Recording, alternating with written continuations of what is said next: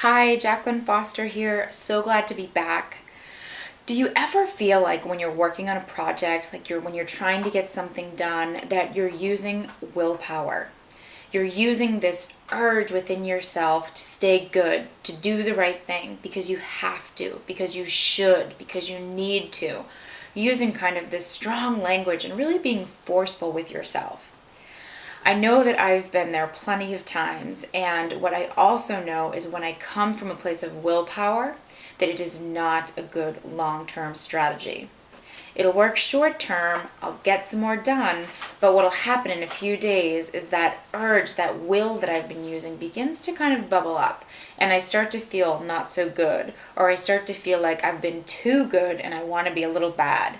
And I'm sure that you can relate on some level if you've really been pushing yourselves at time to use willpower. So, what I want to share today is a new way of shifting, flipping the script a little bit from using willpower to using what I like to call Wonderpower. And what that shifts from is coming from this place of force and need into a place of curiosity and wonder. Because I'm sure, as you probably know, when we end up going for choices, for example, we've already had dinner, we're already full, but we're wanting to go for more dessert. Or we know that we've just taken a half-hour break, but we're finding that we're still wanting to go for more treats, to have just to watch more online than we've already watched and waste more time. When we have these things come up, normally what is going on is that need, that want there is symbolic of something quite different, okay? We might need to have a little bit of playtime. We might have been really working hard this week and we just need to play a little bit. We might have been working really hard alone, and what we need is really someone to reach out to, someone to provide support for us. So coming into this place of wonder and curiosity allows us to kind of think symbolically, and also to not punish ourselves so much for making choices that we're making. So I highly encourage, and I'll use one more example. Imagine if you are, if you just ate dinner, you're telling yourself you're full, but this urge within you, you're saying, I want another dessert, I want another dessert. Imagine if this is a conversation between a parent and their kid, and the kid saying, Mom, I want another dessert, and the mom is just like, no, go to your room. We know in these types of situations, the kid might go to their room, but they're going to be pissed off. They're going to want to rebel. There's not going to be a harmony that's created.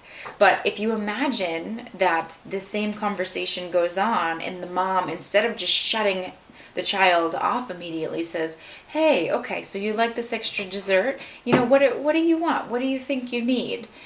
Asking that is going to be such a different dialogue, okay? Regardless of where it goes, it's going to create a bit more harmony and a bit more of an interaction as opposed to a cutting off, and really creating more of that urge to be bad and to rebel.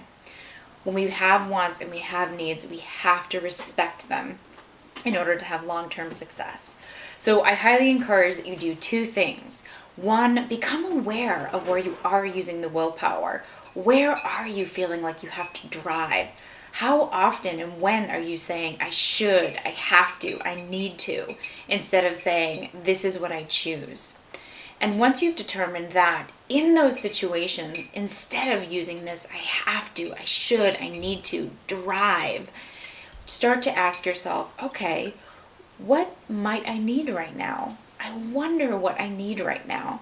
And allow yourself to move into that space of wonder and of curiosity. And it's okay if nothing comes right away. If you're so used to asking yourself and driving and forcing, asking from a place of wonder and curiosity is going to feel a little different. So be patient, be kind with yourself in switching from willpower to wonder power.